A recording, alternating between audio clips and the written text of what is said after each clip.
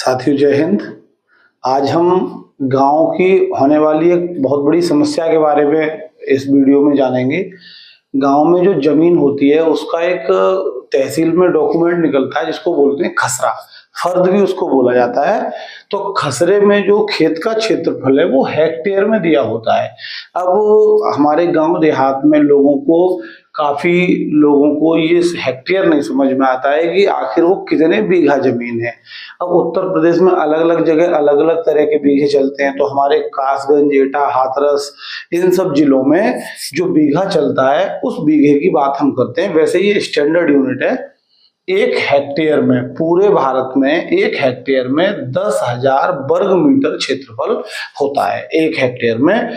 और एक वर्ग मीटर हमारा 10.7639 वर्ग फीट का होता है। ये स्टैंडर्ड है बिल्कुल, जो निकालेंगे उसके हिसाब से।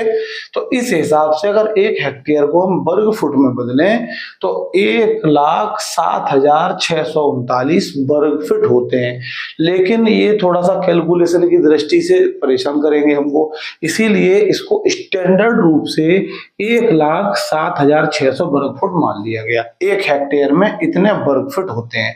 अब हमने हेक्टेयर को वर्ग फुट में बदलना इसलिए सीखा क्योंकि 435.5 वर्ग फुट का एक बिस्वा होता है।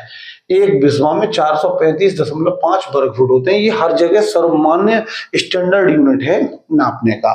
तो ये वर्ग फुट में निकाल दिया हमने। अब कहीं भी भारत में किसी भी खेत को नाप लेंगे, हेक्टेयर से हमने वर्ग मीटर में बदला, वर्ग मीटर से हमने वर्ग फुट में बदल दिया।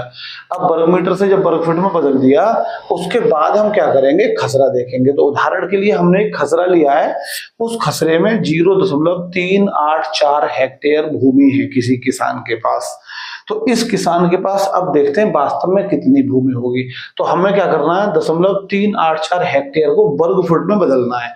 वर्ग फुट में बदलने के लिए हम क्या करेंगे, 1,07,600 का गुणा कर देंगे।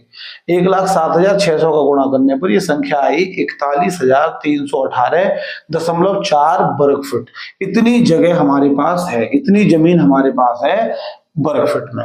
अब देखिए, क्योंकि वर्ग फुट में है तो हमको बिस्से में बदलना है कि कितने बिस्से हमारी जमीन होगी। तो 435.5 का भाग लगा दीजिए, क्योंकि एक बिस्से में 435.5 वर्ग फुट होते हैं। तो हमने 41,318.4 में 435.5 का भाग लगाया तो लगभग 95 आया। लगभग 95 बिस्से उस खेत के पास, किसान के पास जमीन है। लगभग 95 बिस्वा जमीन है किसान के पास। अब हमारे कासगंज जनपद में जो एक बीघा होता है वो 19 बिस्वे का होता है।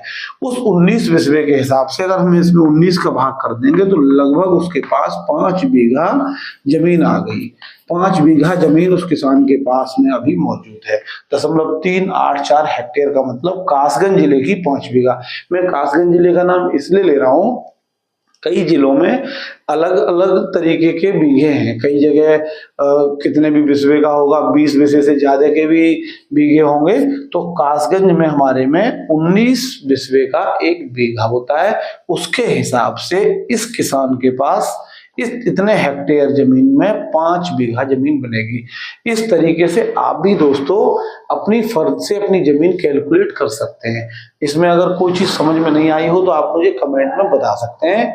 मिलते हैं अगले वीडियो में। जय हिंद।